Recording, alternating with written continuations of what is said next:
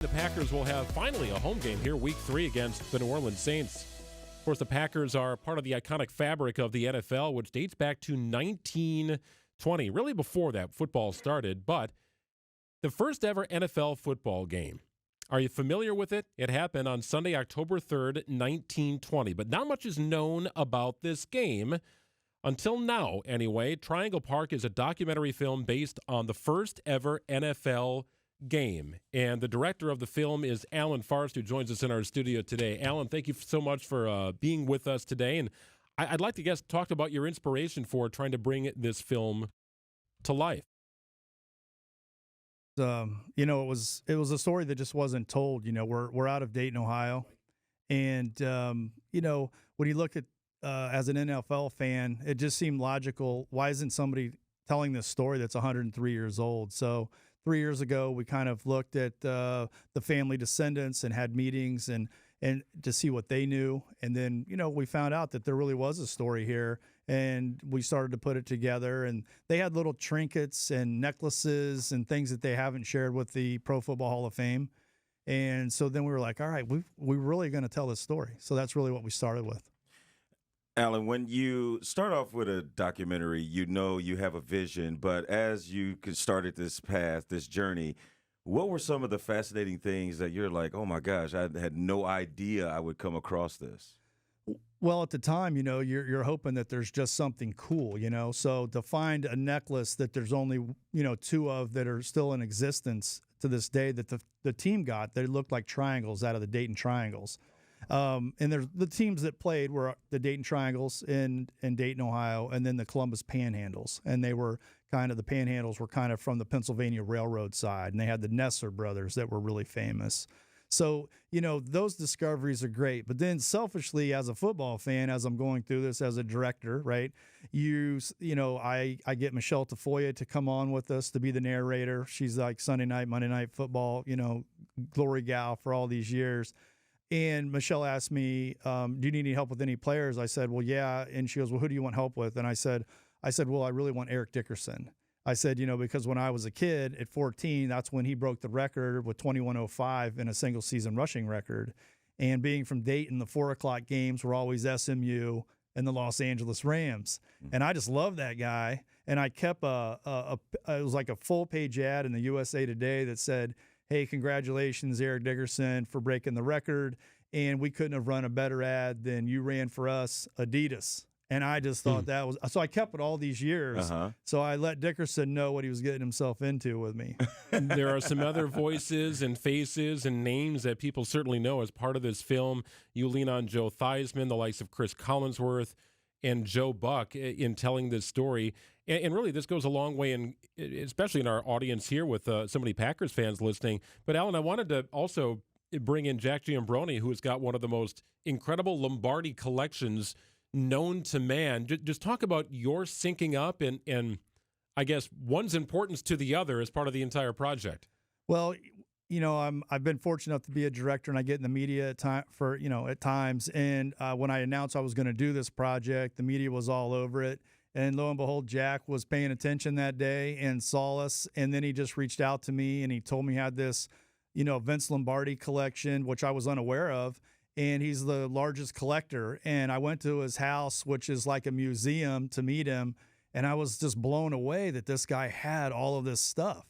And so then Jack wanted to lend his support to the project, which he's been a great partner, because documentaries are a lot of, labor of love, right? So to have his collection come out with us on the road for one of our sponsors, Baird. Baird is a financial planning company. They've been supporting us on this project for 3 years, and that's why we're in town, is to do a little mini premiere with them and their clients. So Jack comes along, and then we show our premiere, and Jack shows them all this crazy Vince Lombardi stuff that he's like got one-offs of and stuff. And it's a heck of a team, you and I, I love it. Without a doubt. And you talk about Coach Lombardi, the passion, Baird passion, and Allen's passion for this film and presenting the product of the very first NFL football game. The collection is 35 years in the making. I coached 25 years college and professional football. And Coach Lombardi was always the person I went back to to help me understand what coaching was all about, how to organize your team, how to treat your players, how to gather a staff. And it started with a simple book and a simple signed check from him. And I thought that his message just transcended professions and organizations. And I thought it was a great message. And one item led to another, and now we've got 8 items in the Pro Football Hall of Fame and 7 items in the Green Bay Packer Hall of Fame. And yesterday we had a great show in Green Bay, and hopefully another tremendous show here in Milwaukee tomorrow. So this is fascinating. The collection that you have built, it started, I'm sure, just as a kind of an ode to the coach, right? And there's not much of his stuff available that can be found. In fact, you probably have the most of it. Are you now at a point where people will forfeit some of their memorabilia to you that is Lombardi related, and then people come calling to you to have it in the Hall of Fame? That's a great point, because the most memorable piece that we have is just given to us. Because at the end of the note that said, we believe that this item has a better home with the Lombardi collection than it does with me. And that's impactful for us, and we're proud of that. And we don't collect just to hoard, we collect to display, and we collect to share. And that's always been kind of the landmark about the Lombardi collection and legacy. We love sharing. We love people to get the same enjoyment that we do.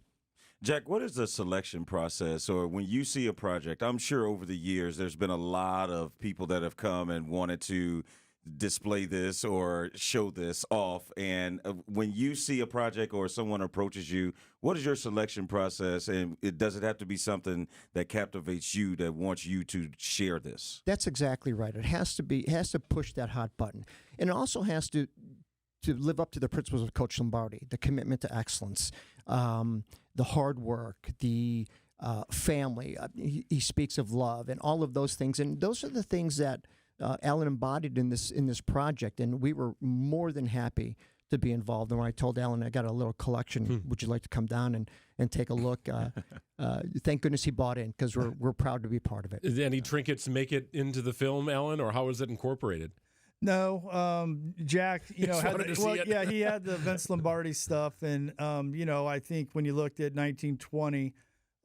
That was a lot earlier than, obviously the Green Bay Packers collection with Vince Lombardi. So, but I did look up a little history with you guys, and 620, you guys were right around pretty close to 1920 when you got the license, right? So I think that's like 1921 I saw. So your vintage is we should be doing a doc on you guys. Right? About 100 years or so of carrying Packers football. That's part of the heritage of WTMJ. I will say this: when you go to Green Bay, what an honor to be there with our film, because, it's, the fans are football fans. And we had such a packed house last night and so warm reception, because the film is really a soft, it's really for the love of the game, right? The love of football. And I wanted it to encapsulate what was going on in 1920. You had obviously Prohibition in the spring, but you had football that formed. It stuck. It finally made it from, August and September when the league was formed. We play in October. And then it was also in later in the year, women could vote for the first time, 19th Amendment. And so I knew that we wanted to celebrate some of those things that women could vote in the film. And we have some tie-ins. And there's a really great story that you'll see in the film about Susie Colbert, who was ESPN X Games and Monday Night, Sunday Night Football girl as well. And, she's one of the first girls to attempt to play football in 1974, Pee Wee football. And she went out and she tried to make the team, makes the team. And then there's a story in the film that you're going to find out of why she doesn't end up making the team for the remainder of the season. But there's a lot of feel-good things, because the love of the game, it affects us all in different ways, right? I mean, just think about it. You're going to see Ben Roethlisberger, Cooper Kupp, Theismann, Aikman, and they're going to be telling you about what it was like when they passed the ball in the backyard, or their dad or their mom. You're going to see things that you normally don't see out of them, because they're usually talking about game of the week, right? So there's just some interesting things in this film that for 90 minutes, I think it's just going to be a roller coaster of fun. It's called Triangle Park, a documentary film based on the first ever NFL football game, written and directed by Allen Farst. And it's going to be in theaters starting October 25th, and you've got a worldwide release near Thanksgiving. Is that correct? Yeah, we're going to kind of launch everything through the website. So if your listeners want to check out triangleparkmovie.com, sign up because the theaters are rolling in now. They're going to have theaters up this way. There's about 700 of them that'll go into, and then eventually it'll come out on Amazon, digitally streaming, which should be around Thanksgiving. So that, obviously stays with the theme of a generational kind of moment, right? And that way, I think the thought is that, if you're home having Thanksgiving and celebrating with your family, you're talking about some of those memories passing the football. And I just thought that would go well with it. So Allen Farst, Jack Giambrone, thank you guys so much for coming in. Good luck with everything and congrats on getting to this part. Very exciting. Thank you, Greg. Appreciate you guys.